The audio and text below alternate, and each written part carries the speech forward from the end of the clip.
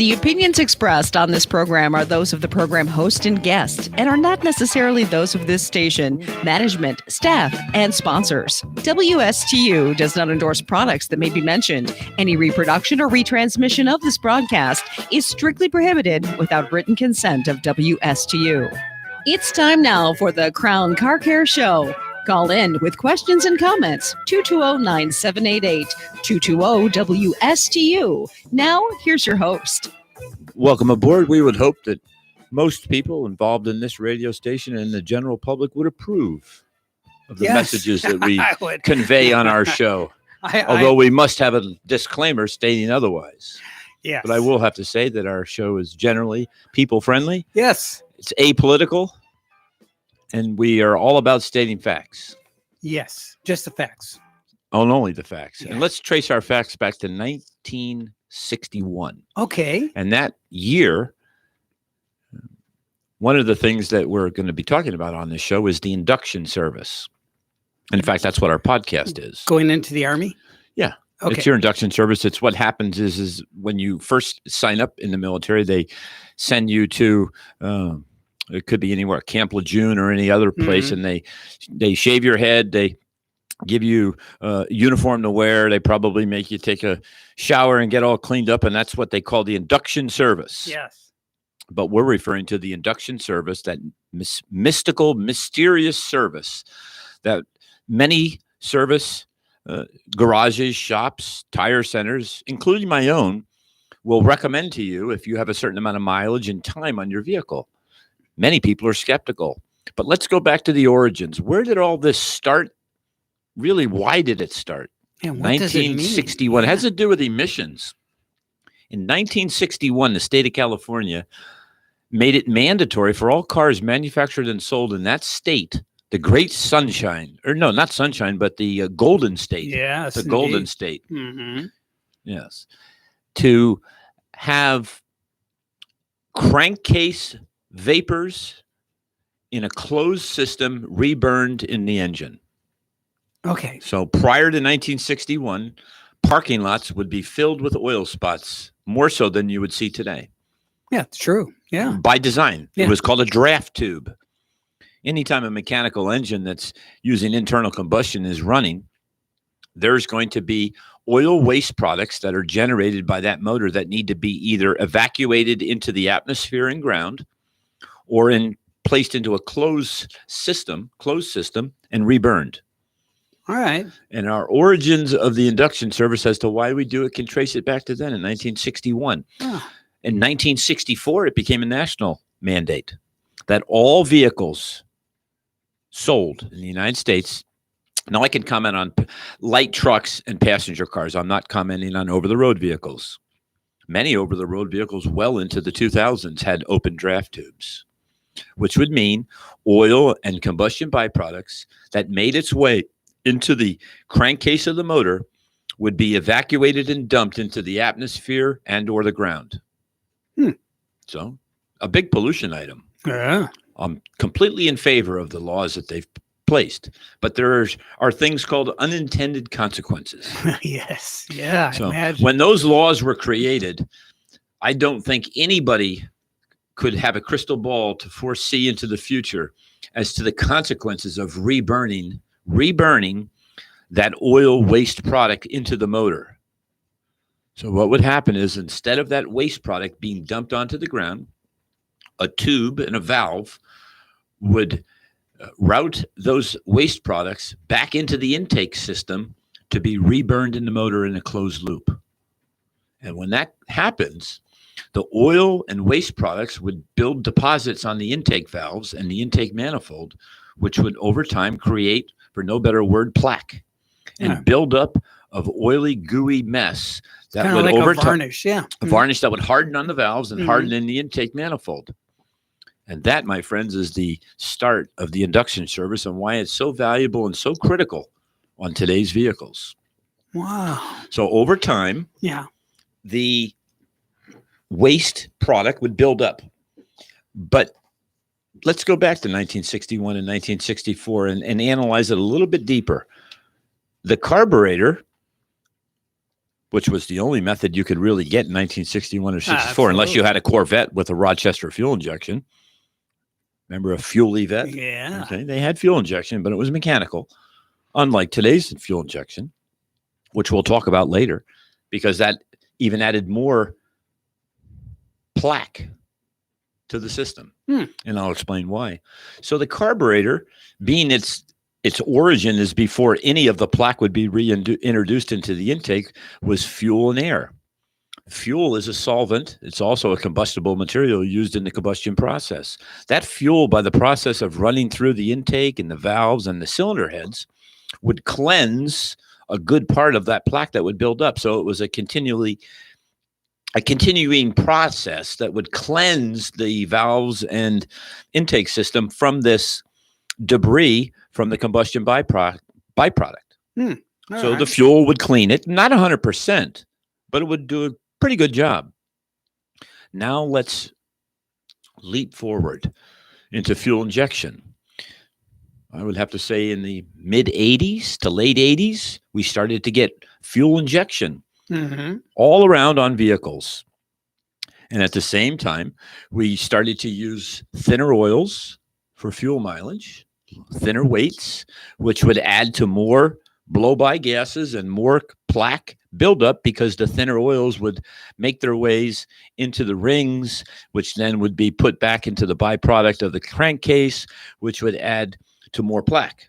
So you've got thinner oil adding more plaque, but you've got fuel injection now adding a little bit more clean.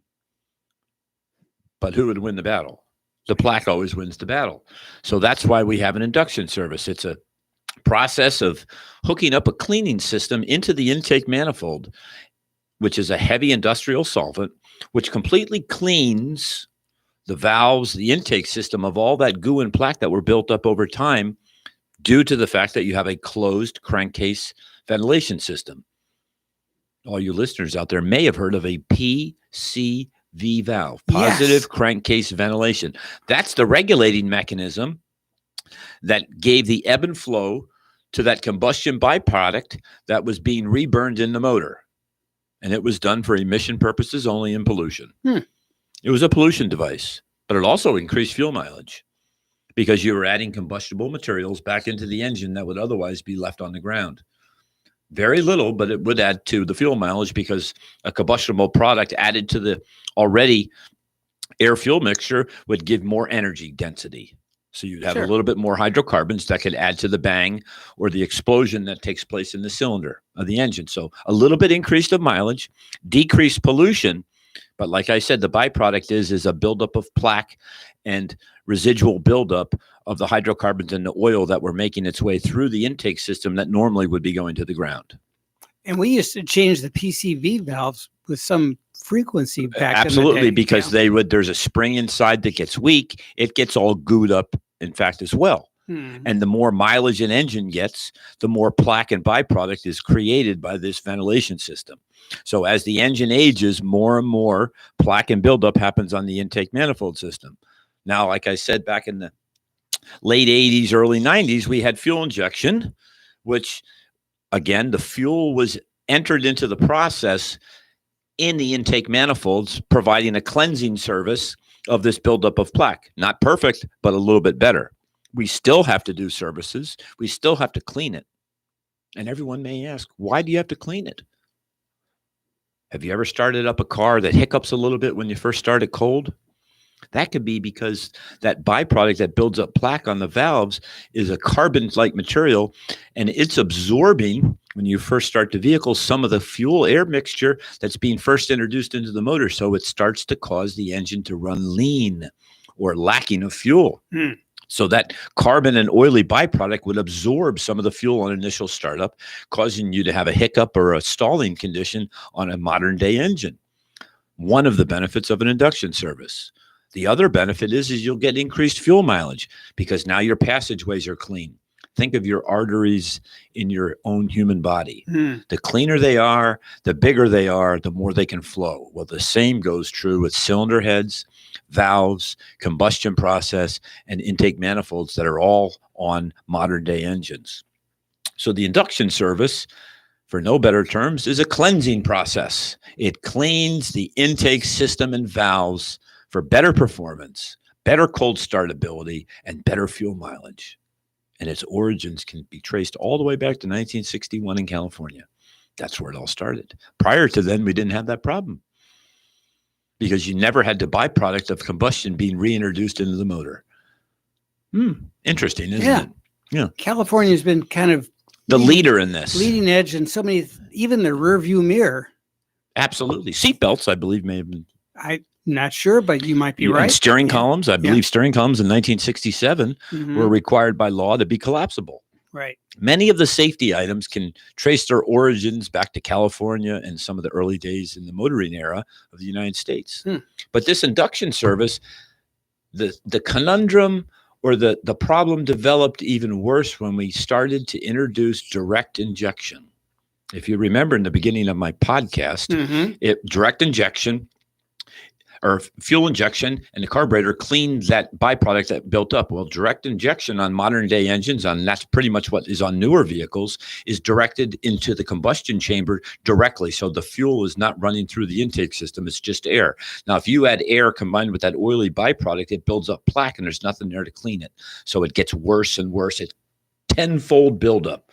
So on today's modern motors, the induction service is one of your most important maintenance items you can do besides changing your oil and your air filter.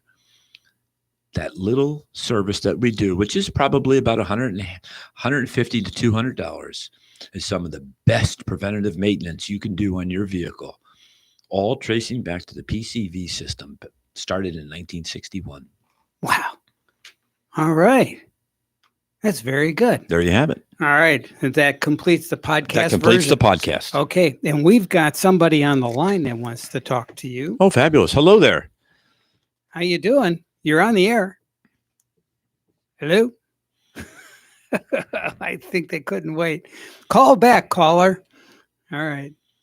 Well, the next thing I wanted to talk about. Wait a minute. Are you there? Are you there? Yeah, I'm here. Hey, go ahead. You're on the air. Okay. Yeah, okay. Is the same thing true for like a TDI, Golf TDI? Yes. Okay. Yes. I was, to further elaborate, Volkswagens are one of the manufacturers, makes, where that induction service becomes even more key. It is a big deal. And when the valves and the intake system get all carboned and gooed up, it can create havoc, especially on that TDI system on the Volkswagens. Absolutely 100%. You nailed it. I had two of them and they're running great, but I was just curious about that. Absolutely. I actually get over 50 miles per gallon on the highway. If it's because you're burning diesel fuel. Volkswagen owns my emissions, as you probably know. Yes. I have two brand new 2015s. Oh, wow. Fabulous. There was a big scandal with Volkswagen. Oh, I know. Oh, yes. That's worth about 2 shows. Yeah, well, they bought back the 2014 I had. Yes. And gave me almost every dime. Fabulous. That I paid for it.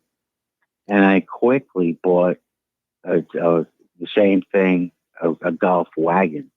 I had a Jetta sport wagon. Yeah, they're such a fabulous design that the conundrum or the problem that they got into was they were fudging some numbers for some CAFE and mileage standards on the way the government tested the vehicles. Yeah, yes, it was a little sneaky, but to be honest with you, the design is extraordinary. It's a fabulous car, fabulous system. It's just they got caught up in some bureaucracy that probably gave them a black eye that they really shouldn't have because it's such a fine automobile. I bought shares in Volkswagen and I'm up. Fabulous. Plus I got checks from Bosch. Yeah, Bosch. Yeah, Bosch. The Robert Bosch Company. Robert Bosch is the name of it, and they've got their fingers not only in fuel injection and heavy fuel injection pumps on diesels, the injectors, test equipment. Quite an organization, and they're driven by science and driven by engineering. The Bosch. Well, I am curious to come by one of these days and meet you. I no longer have it. It's driving around British Columbia, but a V10, the first one that Stewart Volkswagen sold. Oh, wow. Wow. And it was so screwed up, they had to send somebody from Germany I can to imagine. straighten it out. But it was the very first one sold in Florida, at least by Very interesting. Stewart Volkswagen. Do you have any pictures of it? No, I wasn't taking pictures back then. Now I take pictures of my dogs. But that thing used to take 18 quarts of oil. Wow. It was amazing. A V10 Touring. And I understand the gentleman that bought it was getting 36 miles per gallon. He was doing a lot of highway driving. Fabulous. Yes. There are many, and this is even well before the days of hybrids and supplementary battery packs that increase fuel mileage by using an electric motor and the transmission that adds to not only torque and power, but can actually power the vehicle themselves. What we're referring to with your Volkswagens, it's pure engine and transmission. It's just high efficiency, great combustion process, great cylinder head design, and just overall great design. Well, I have them serviced over there at Wallace. Yes, sir. But Well, I Well- do listen to your show, and I think you're a genius. So Well, maybe we'll talk eventually. I'd love to Okay. talk with you in person. Fabulous. Well, And thank you for your phone have call. fish tanks. Don't you have fish tanks? Yes, I do. Yes. Yeah, African I had cichlids. fish tanks all my life. Yeah, African cichlids. They're fabulous. There's 2 lakes in Oh, Africa I where they know. come. I know what they are. Yep. Very good. You take care, and I'll stop by Crown Car Care. Well, I'm in thank you. Palm City myself. Great. Nice talk with Okay. you on the phone. Nice, pleasant All right. phone call. Have a good day All right. now. Bye-bye. Thank you, Bye-bye. Charlie. All right. That's Palm City Charlie. Fabulous. That's his nom de plume. His moniker? Yes. I like the word moniker. Yes. My moniker is Crown Todd, Crown Todd. Sure. and yours is Big Frank, I think because you thanks all to- your time spent at the gym. Yeah, thanks to John. Yeah, Yeah. and you. Yeah. But so we want to talk a little bit before we go to break about Sure. the Lucid, which is giving Tesla a run for its money. Tell me a little bit about Lucid that car. Air. Tell me the origins, who designed it, what the mileage is, and the price point. Okay, so this is designed by Lucid by a engineer that used to work for Tesla. He Interesting. left Tesla, started his own car company called Lucid Motors Air, and he came up with a car to compete against the Model S. Okay, Model- which is their flagship car, Right. For everyone out there. The Tesla Model S is their Roadster started it, Yeah. but what everybody knows is the Model S. Right. And so the electric car startup Lucid Motors kicked off its production at its Casa Grande, Arizona factory this week, and is coming out of the box with a strong effort that beats the Tesla in one key area. And what is that, And Frank? that is this launch vehicle boasts a maximum driving range of 520 miles per charge. What about its design? I was going to say it beats it in design. Yeah, well, the key area is mileage. Mileage, because people have what they call range anxiety, Yes. but the Model S to get 400, Okay, so here's a question for you. Do they have the weight of the car? they don't. I'd like to know the weight compared to the Model S. Probably has And a you lot more probably know aluminum. why I'm asking that. Yes, probably carbon fiber and aluminum, And right. Yeah. And the battery density, are they gaining efficiencies with the motor and the battery design and capacitance of the battery, or are they just adding more cells? Good Yeah. question. yeah, Right? yeah, Probably a little bit of both would be my guess. yeah. And the design is breathtaking. The car. That's a good word, breathtaking. Yes. Steals you away. That's what Yes. happens when in the old days when they had the You- Motorama shows. And the Motorama shows is when they would release. Yeah. In fact, they have a big one up in Detroit. They would release these experimental design cars. GM was known for it, and so was Ford. And they were so breathtaking, it would take the breath away of the audience. Yes. You hear them gasp. Ooh. Kind of when yeah. Lee Iacocca Yeah. unveiled the Ford Mustang, Yes. the secretary's car, known as. Yeah. It really was. Yeah, yes, that's true enough. Yeah.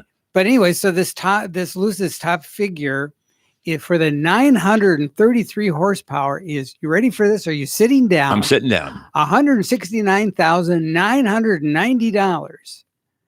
So we're That's talking. that'll give you We're approaching $200,000, and that's supercar, yeah. ultra luxury Yes. Ferrari world. Yes. Okay. Yes. Not for the average consumer. No. We can only. It will steal our breath away Hmm. until we see the price, and then we'll pass out. Yeah. There'll be no breath left. The good news is that Tesla is making arrangements with the other electric car manufacturers so that they can use their supercharging system. That's the first time in anything I've heard from Tesla where they're actually sharing something. Yeah. Because as you know, Tesla will not allow anybody to sell their vehicles but them. Right. They will not allow anybody to fix their vehicles but them. Right. You have to own their vehicles, or to service their vehicles, you can't get any information on them. Difficult. They're hoarders of knowledge Yes. and information. This, to me, is a change of, well, direction. Yeah. Because now we're seeing their infrastructure that they built on, of course, a national level. They're superchargers. Yeah. No, it's a half a show to talk about their superchargers, what they are. I can tell you this. They are a DC, high voltage, high amperage supercharging system that allows you to pour in, I'm going to use the word pour with quotes around, pour in the electricity at an unbelievably fast rate because it's already direct current. Yes. Normally, you have to take the AC current and convert it to DC current before you can charge the battery. And that's always done internally in the vehicle. So the inverter inside the vehicle of an electric car is what converts the AC voltage from the outside world to allow it to pipe into the batteries to charge it. Right. The supercharging stations take DC from the get-go and just pour it in at an unbelievable clip. Right. That's why it charges so fast and it's so efficient and so non-damaging to the battery pack. Right. Because it's ultra clean. But to do that requires the cooperation of not only the power electric companies, there's a huge infrastructural challenge to overcome to make these supercharge stations work. They have huge battery storage underneath the ground at these supercharging stations, gigantic inverters. It's very expensive. It's not an easy task to create a supercharge station. In fact, very few do it. In fact, pretty much it's Tesla. Yeah. It's called level 3 battery charging. I'll repeat that, level 3. Very few do it. So, okay. Interesting. Yes. Yeah. Take a break. All right. We'll be right back. So stick with us.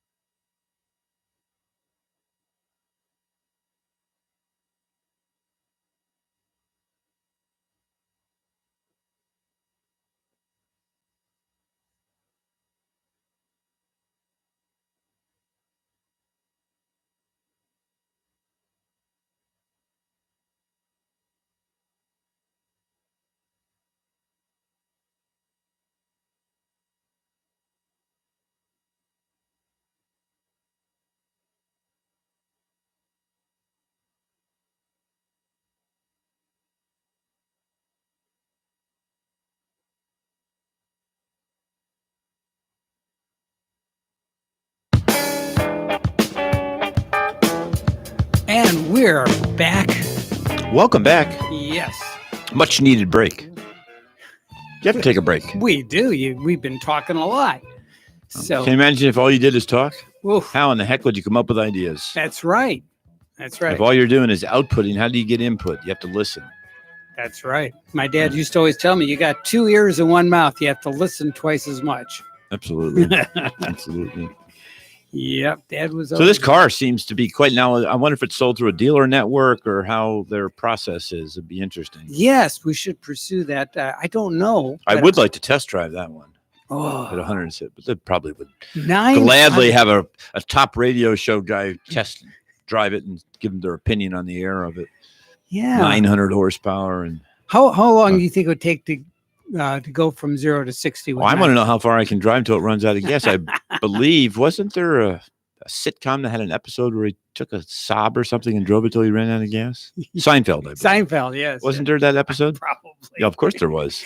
There was. I like the one with the Kennedy's golf clubs. I don't remember Oh that my one. God, it was just. I remember the one where Kramer had an idea of recycling and driving the bottles and things to Yes. Michigan. Yes. Do you remember? Yes, because I think they were getting more money. They were getting more money, so he had like a step van or something. It was the it was the letter carrier van. Oh, it was? Oh, from what's his? From Oh, the Newman. Newman. Yes, I think so. Newman visualized everything to be a turkey. Ah. Didn't he? Like when he looked at people, it was. Oh, something that was digestible. Yeah. Oh Yes. my God. So speaking of things that weren't very digestible, Ford didn't give Michigan a real opportunity to win the EV battery plants. Michigan's governor. Yeah, where is says. this? I wonder who's making the battery for the new F-150 that has sold out on pre-orders, by the way. It's called the Lightning, the lower Ford Lightning. Yeah, it's Quite a vehicle. It's good, beautiful vehicle. In fact, we both of us have a mutual friend that's ordered one. Yes, Yeah, I bet he can't wait. yes, Yeah. and it's going to take a while, right? I think it's good. There's now I've just heard recently on the news that they've expanded the production of them. The demand's been so high. Yeah. So there it goes. The demand for electric cars is there. Right. Okay. I'm all in favor of them. I don't think it's applicable for every application and every type person, but I Mm. think there's a certain sweet spot of the demographic of the person where an electric car fits right in. Hmm. A lot of local driving, not long distance. I don't think they're fit for doing long distance driving. I think it's our charging stations aren't there yet, and it takes too long to recharge if you're on a long distance drive, unless you have a super station, which is Tesla only. You see what I'm saying? Hmm. If you have an F-150 or you have any vehicle, any electric car, the charge time when you get low, let's say you're at your max range, let's say you have a car that goes a Chevy Bolt. Yeah. Okay. Mhm. Electric. Mhm. BOLT.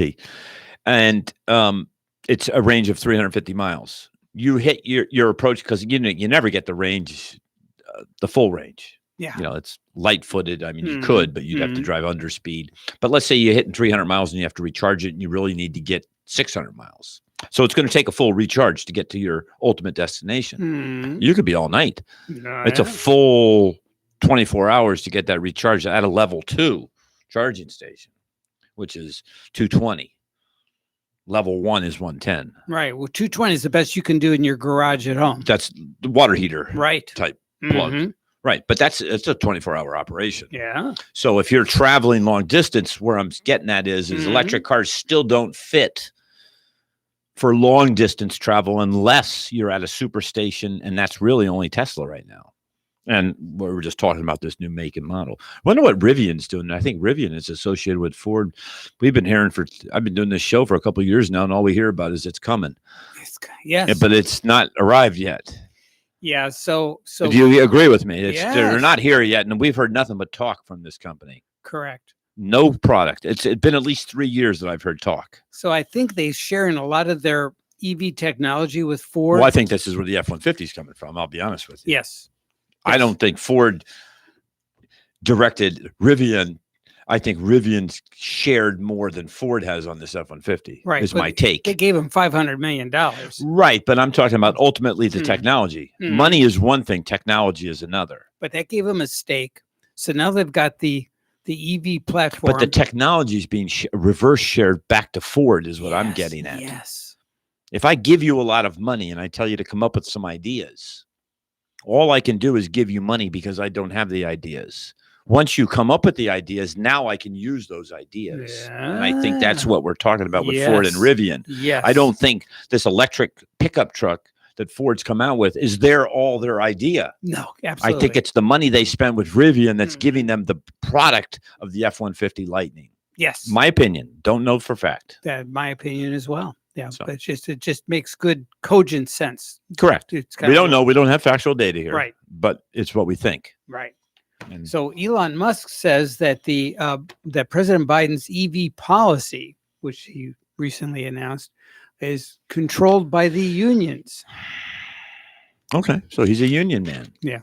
All right. So So where does he stand politically? Well, That would be against. I guess he would be against the unions because none of his car employees are unions. Right, because he has to watch how and where he stands politically due to the nature of his own business. Mm-hmm. Mm-hmm. And from what I've heard, I don't believe they all are getting rich and famous, the employees. Right. I don't think working as a sales consultant or whatever they want to call them at the malls and things I don't know, but I don't think it's a full-time career that you can look forward to 30 years and a golden parachute and a handshake. I don't think And it's a that. wristwatch. I don't think it's that type of career. Yeah. I think it's temporal. Yeah. My opinion. Mm. Right. So Grand Cherokee, that's from Chrysler, right? Adds interior space. They offer a plug-in variant. Ready for this? This is a plug-in variant. This is FCA, right? This is Yes. This is over there from Italy. Right. Grand Cherokee, which is not cheap, right? Yes. This is Plug-in- Fiat. We're talking Fiat here. Yeah, Okay. Well, who owns Ferrari? correct. The plug-in variant. What kind of range you think you get with your plug-in variant? 40 miles. 25. But now think about You're this. being Now generous. think about this. All right. If you work locally in Stewart. Yeah. and 25 will get you and home. you get you there and back. Yeah. Okay. So that's depending on the situation, depending on the need Yeah. of the consumer. Yeah. Many of these products do fit, Yeah. but it's limited. But you're going to pay for a Grand Cherokee. Yeah. What's the price point? Oof, I don't even know, but you're going to pay I would think at least serious- 75 to 80. Oh, with yeah. 80,000, that is. Yes. Not pesos. Or Right. Or dinero or no, they're talking dollars. Yes, yes, yes, yes. And inflation's hitting hard this year. Mhm. And no one knows why. No, it's a mystery. It is a mystery. Yeah. I couldn't tell you why. But I do know that they canceled a pipeline here in the United States. Yes, they did. What was the name of that pipeline? It was called the Something. Yeah, but I don't believe that the talking heads say that has no bearing on inflation and gas prices, that they canceled the pipeline and now we're a domestic, we're an importer of fuel, we're not energy sufficient, nor are we an exporter. We have to import fuel, but that is not the reason why there's inflation. No. No, sir. No. That's what they tell us. No. Yeah. No. Nor is that reason why there's hundreds of vessels off the coast of California and they can't drop their goods. Yeah. No, No. that's not the reason. We don't know why. We don't know why. Oh my God. Okay. I Yeah. wanted to talk about an interesting car. It's called the Chevrolet Impala. Yes. Wonderful. I had a automobile. variant of that at a Bel Air. Any idea when that Impala first came out? And what's its key? 59, 60? 58. 58. It was at a Motorama auto show. Okay. It had some Corvette-esque characteristics to it. The big And face. it's Mhm. discriminating or key feature was symmetrical 3 taillights on either side. Yes. 3 taillights. Yeah. Now, we talked about it a little bit last week, but we didn't know exactly. An Impala, what is it? The animal? Yeah. Oh, that's a very fast. It's an African antelope. Yes. Yeah. Yeah, but it's African. It's an Yeah. African antelope. And it runs like heck. Yeah. Mhm. I have a friend of ours that, good friend of mine named John has an Impala he just bought with a big motor in it. Okay. In fact, he does his radio show sometimes. Oh, I'd like to yeah. get him to talk about it. Yeah. He's got a big, bad, fast one. It's a convertible. But on his car, it has the 3 taillights on each side.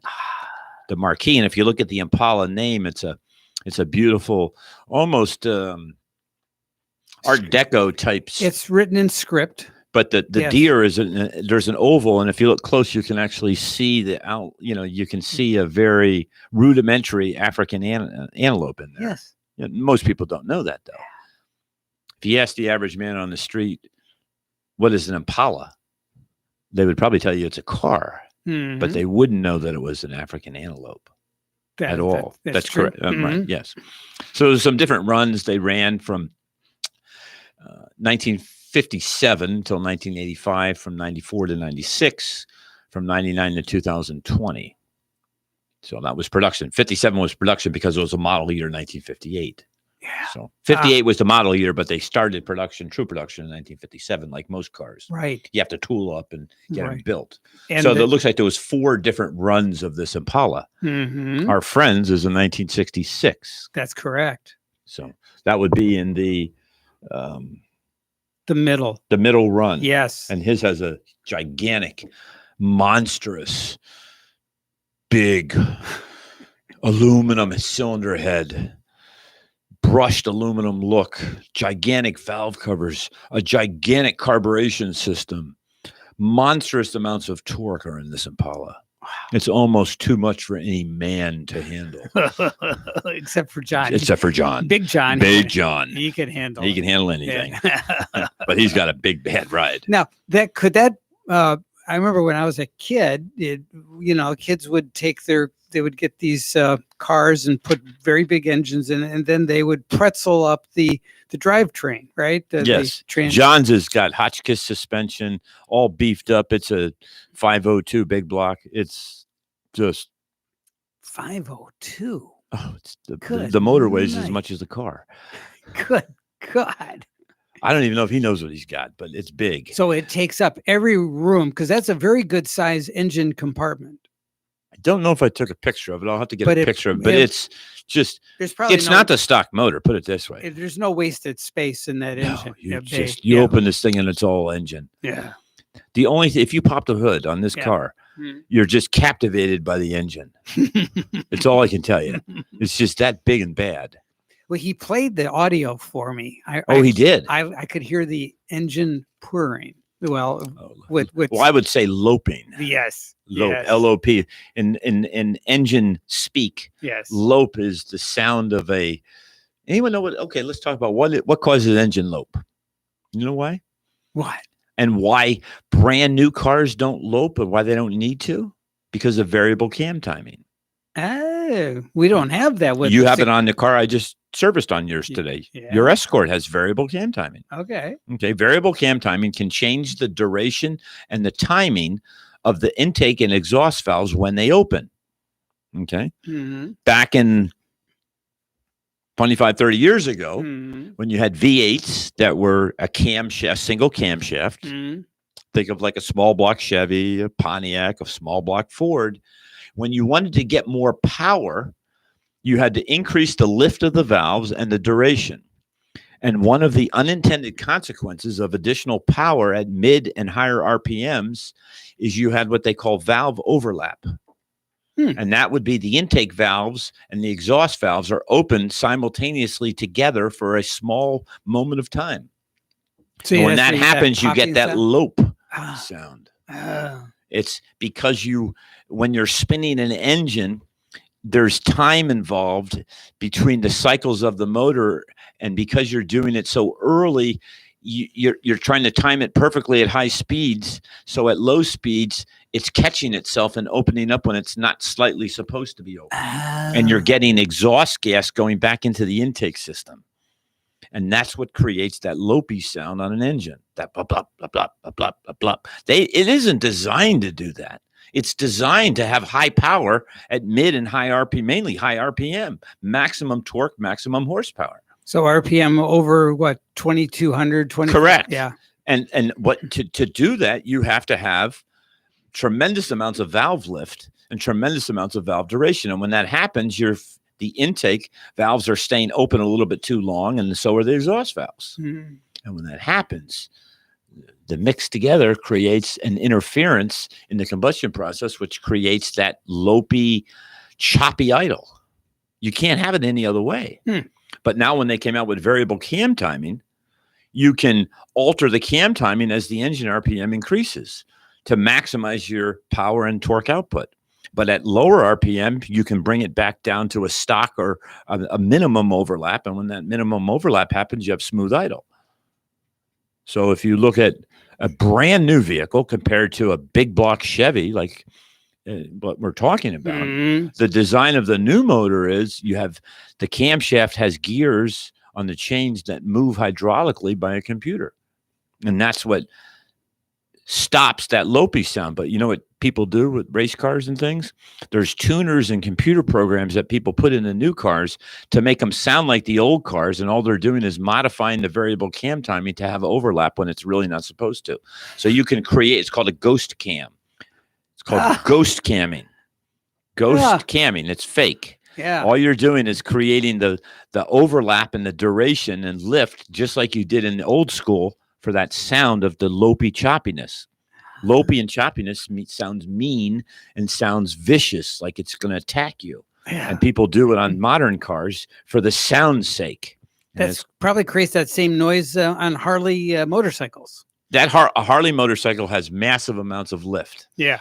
And that's what creates that low. Plus, it's only 2 cylinders. Yeah. You don't have 2 cylinders will create that, especially a big jug. It's a gigantic hole with a gigantic coffee can sized piston that's going up and down. There's only 2 cylinders.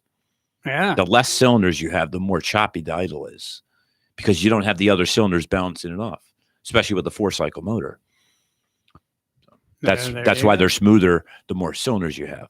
Got it. All right, we're going to take our time. last break. We'll be right back, so stick with us. We have more to cover.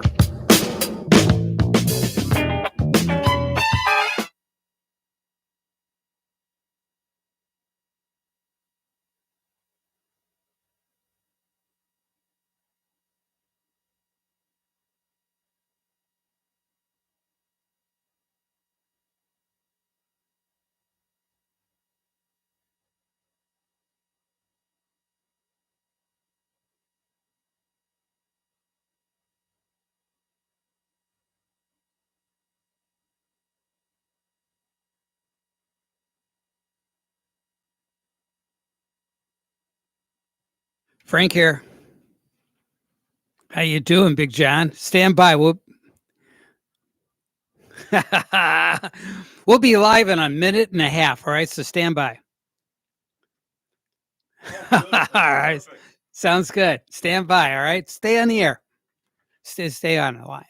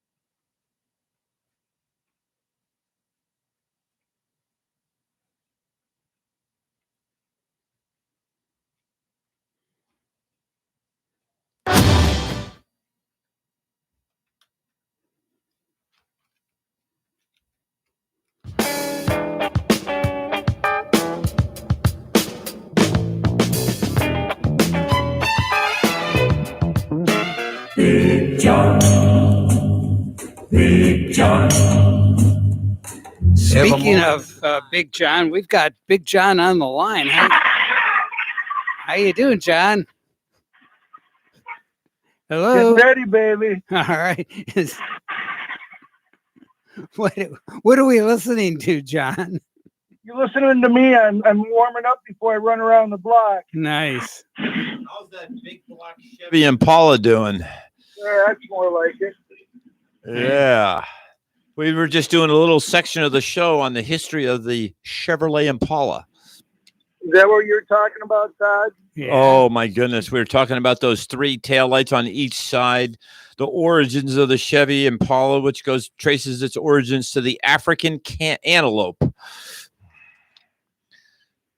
What a monstrous car and engine that is, that Chevy Impala. Yes. Yeah. It's just a beast. So how do you like running around town with that car, John? I know. I'm pulling out the driveway. I see the neighbors running for their doors. They're running for their doors. Running for their lives. Or they're running. There's a monstrous beast on the loose, and Big John's behind the wheel. I love it. Hey, you didn't bring your car to breakfast this morning, did you? No, it was blocked in by a little electric hybrid. I see. Okay. It was blocked in by a little old lady from a little old Mennonite grandma. Oh, I see. All right. All right. Well, maybe next time. How's that sound? Sounds wonderful. We can hear it a little bit in the background. Yeah. Yeah, Sweet Caroline, can you hear that playing on the radio? No. We can't hear but I love Sweet Caroline. That's Yeah. a great song. Yeah. I'm just driving through my neighborhood where you can only go 25. And you're probably doing 50. So you're just kind of loping along. We'll see what happens here. It's beautiful. Well, You'll have to show Big Frank the engine under the hood of that beast. You know, Todd, you had me so excited. It's all I could do to stay on 714 without hitting some. That was my descriptive language, of course. yes, Sir. I love it. It's So- sweet ride. Thank you, Todd, for all your help.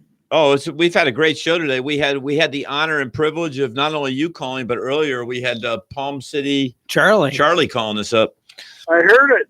Yeah, Palm City Charlie. I used to have a Golf.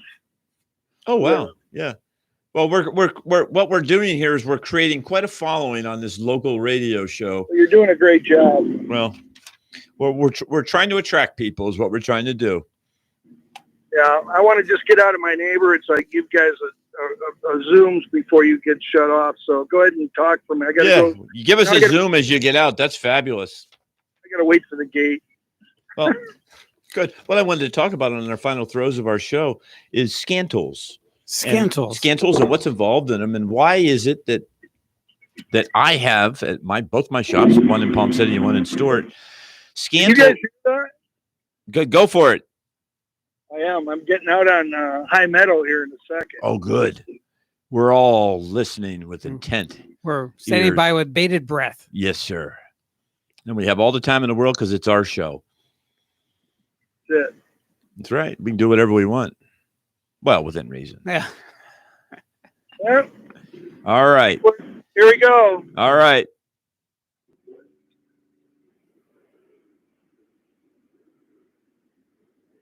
Oh, yeah. Nice. I hear it. Oh, John. 70, Oh, John, this is nuts. 90. John, what are you doing? Get your hands on the wheel, John. Stay on the road, would you?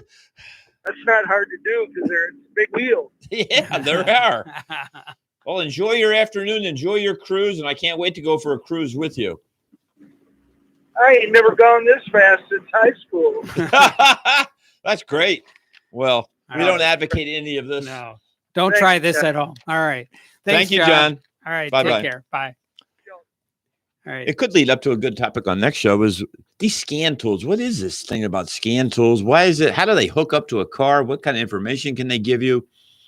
And can the average consumer buy a scan tool that gives as much data and information as shops like mine? Yes. The answer is no. Yeah. It's pretty. I pay exclusive. dearly for the equipment that I have. How many scan tools do you own? in one shop alone. 15, easy. Yeah, per shop. Yeah, 15. right. Yeah. Laptops, Right. proprietary software, interfaces. You have to have it. And they're knocking on some serious numbers per tool. 10 to 15,000 a tool sometimes. Yes. Yeah. That's Real money. huge. Yeah, but you Real got to have money. it. Yeah. It's just, you have to have it. A dentist has to have a chair and a drill and anesthesia and those kind of things. Well, Right. in my business, you just have to have it. It's not, well, I don't need this. Right. You know, you have to have this if you're going to perform not only maintenance. Many brake jobs need scan tools to retract the brake pads. Think about that for a minute. When I say, Wow. even your average brake job's gotten complicated. And we wonder why the cost of repair on some vehicles has gone up. Yes. It's because of the technology and what it requires to do the job. And at Crown Car Care, not only do we have the know-how, but most importantly, we have the enthusiasm to do it with a smile. And that, to me, makes all the difference in a business. Right. The willingness to do it cheerfully is different than the ability to do it. The ability to do it can be had by, well, there's probably many people that have the ability. Sure. But are they doing it ethically and are they doing it willingly? That's the difference at Crown Car Care. Very good, Todd. We'll see you next time. Yes, sir. Thank you. Bye.